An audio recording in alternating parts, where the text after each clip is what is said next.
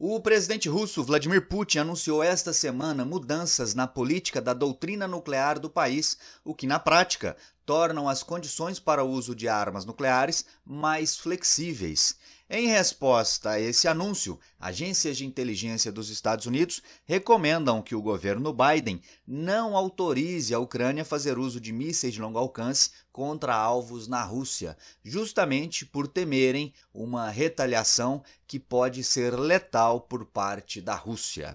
Se você quiser entender mais deste ou de outros temas das atualidades, geografia ou geopolítica, já sabe, me acompanhe aqui no canal. Faça sua inscrição, já deixa o like nesse vídeo e vem comigo. Meu povo, bora lá então. Hoje é sábado, dia 28 de setembro. E a manchete que motiva esse vídeo é exatamente esta. Putin anuncia mudanças na doutrina nuclear da Rússia. A nova doutrina prevê uma flexibilização dos termos que permitem um ataque nuclear por parte da Rússia. Veja só o que o próprio Vladimir Putin disse sobre esse anúncio.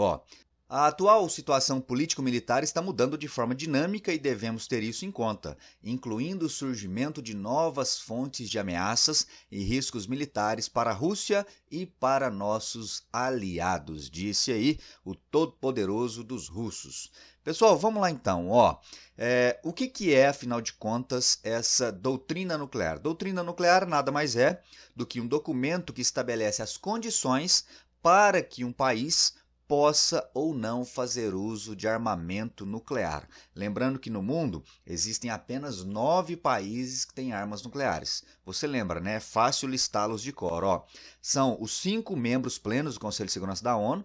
Então, Rússia, Estados Unidos, França, Reino Unido e China. Além destes 5, vamos lá para a Ásia. Temos Israel, grande aliado dos Estados Unidos no Oriente Médio.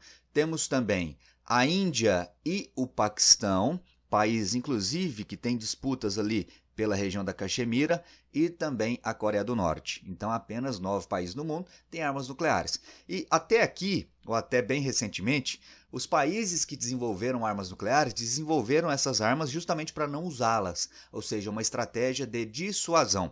É uma forma de fazer com que o país que tem essas armas nucleares seja mais respeitado pela comunidade internacional e dessa forma não seja atacado, porque o recado é claro, né? Caso você me ataque, eu tenho aqui uma bomba muito louca, muito destruidora chamada arma nuclear. Então não faça isso. Então basicamente quem tem arma nuclear o tem para não fazer uso. Tanto é que até hoje na história apenas 2 bombas nucleares foram utilizadas no conflito. Foi lá no final da Segunda Guerra Mundial pelos Estados Unidos da América. E naquele momento, só os Estados Unidos dispunham daquele tipo de armamento. Desde então, felizmente, nunca mais foram usadas e vamos torcer para que elas continuem assim, não sendo utilizadas. Mas vamos seguir aqui, Vamos entender o que a doutrina nuclear dos russos atualmente estabelece como condições para que essas armas sejam usadas. Primeira condição, ataque nuclear retaliatório. Se a Rússia sofre um ataque nuclear estrangeiro, ela tem o direito, de acordo com essa legislação do próprio país, de usar essas armas como retaliação. Segundo, uso de armas de destruição em massa pelo inimigo contra aliados. Então, um país aliado dos russos sofre esse ataque. Também é permitido que a Rússia, então, contra-ataque ou defenda o aliado usando essas armas nucleares. Aqui um exemplo claro é a Bielorrússia, um grande aliado dos russos. Caso a Bielorrússia, que inclusive armazena armas nucleares dos russos, sofra esse ataque, é permitido então a Rússia fazer esse tipo de uso, esse tipo de defesa do aliado. Terceira condição, ataque do inimigo às instalações governamentais. Então, um inimigo ataca o Kremlin, que é a sede do governo russo. Seria uma outra condição. Ou ataques do inimigo, aqui ainda no 3, ataques do inimigo contra instalações militares, que poderiam impedir um ataque nuclear dos russos. Essa então é a terceira condição. A quarta, alguma situação que envolva aí, uma ameaça real à existência da Rússia.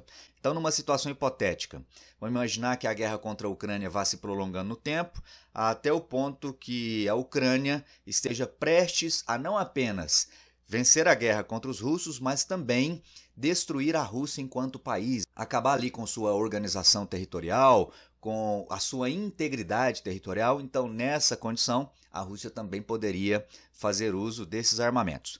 Com a proposta de mudança, a essas 4 condições iniciais aqui, originais, seriam acrescentadas outras 2. começando por essa. Ó.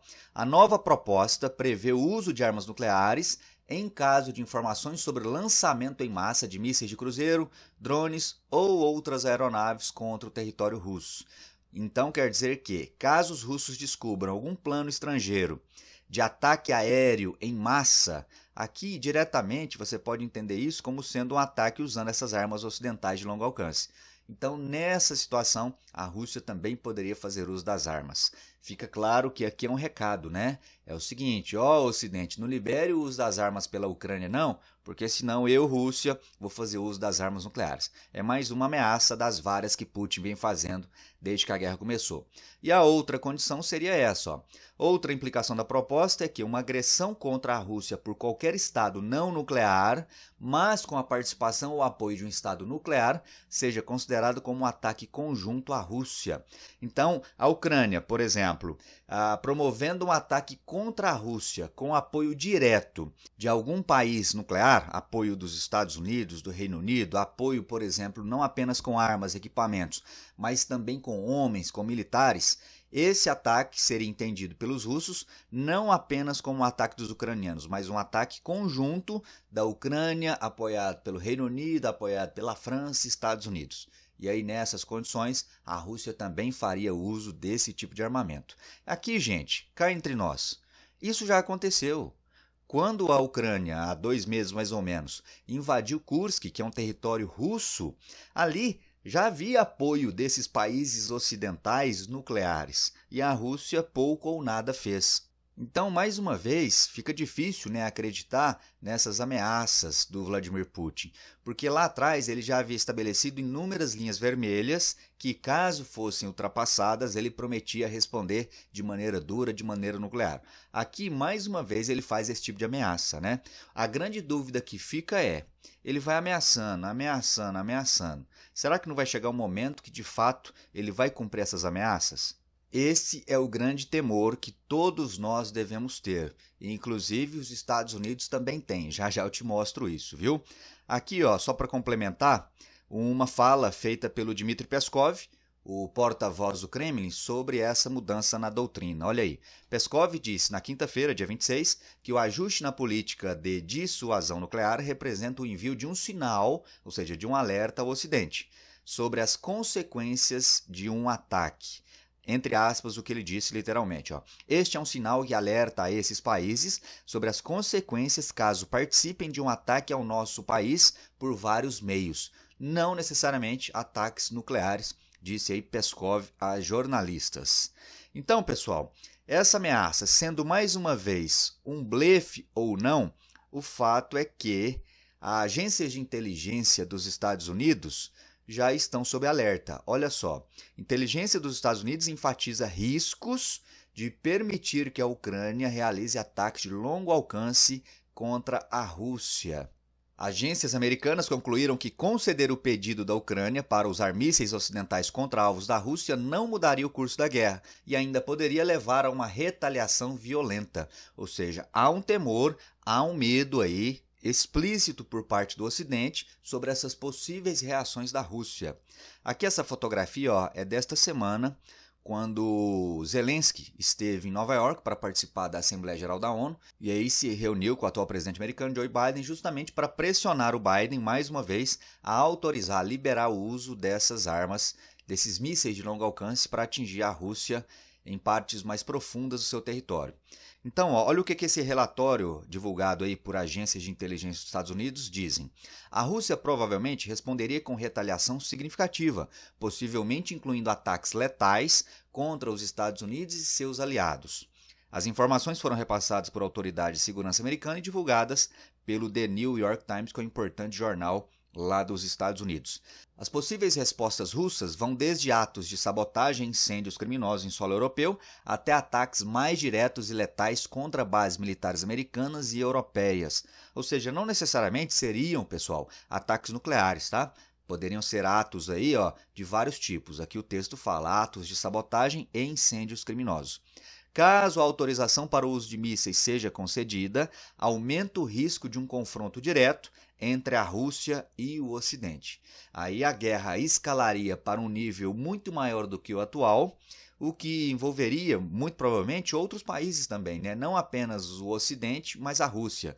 Numa guerra ampliada, como supõe-se aqui, ó, aí entraria também a China, entraria diretamente, muito possivelmente, a Coreia do Norte, o Irã. Aí uma terceira guerra mundial estaria deflagrada, não resta dúvida sobre isso. Além do encontro que o Zelensky teve com Biden nessa semana, ele também se encontrou lá em Nova York com Donald Trump, que é um candidato aí com reais chances de voltar à presidência dos Estados Unidos no ano que vem. E aí, qual que é o grande dilema para os ucranianos caso Donald Trump seja eleito novamente? É justamente o fato dele prometer acabar com a guerra entre russos e ucranianos, mesmo antes de tomar posse. Ele fala que, caso seja eleito, antes mesmo de tomar posse novamente, ele vai acabar com a guerra. O problema é a maneira como ele propõe acabar com a guerra. Ele tem prometido aí, ó, desde que a guerra começou, que, caso seja eleito, vai cortar a ajuda militar, financeira, bélica para os ucranianos e, na prática, obrigar o Volodymyr Zelensky a se render aos russos, ou seja, a Ucrânia teria que abrir mão dos territórios já conquistados pelos russos e aí a guerra teria fim. Essa é a proposta do Trump. Se ele vai vencer, se ele vai implementar isso, se isso vai dar certo, é uma outra discussão. O fato é que eu tenho certeza que o Zelensky não está nada satisfeito com a possibilidade do Trump ser eleito e implantar essa proposta para a resolução do conflito. Mas e aí? O que você pensa sobre tudo isso, pessoal? Você acha que o Trump acerta em propor uma resolução da guerra nesses termos? Os Estados Unidos e demais aliados ocidentais devem ou não autorizar a Ucrânia a fazer uso das armas ou dos mísseis de longo alcance? Escreve para mim nos comentários. Deixa aí também sua opinião sobre mais essa ameaça feita pelo Vladimir Putin de usar armas nucleares. Se gostou do vídeo, deixa o like. Se não gostou, deixa o dislike. E nos vemos no próximo vídeo. Ah, inclusive, chegou agora, hein? No sábado, agora, mais cedo, foi divulgado oficialmente, o Hezbollah reconheceu que o seu líder máximo, o Hassan Nasrallah, foi morto ontem, na sexta-feira, depois daqueles novos ataques que Israel fez lá em Beirute, capital do Líbano, mas eu falo sobre isso no próximo vídeo.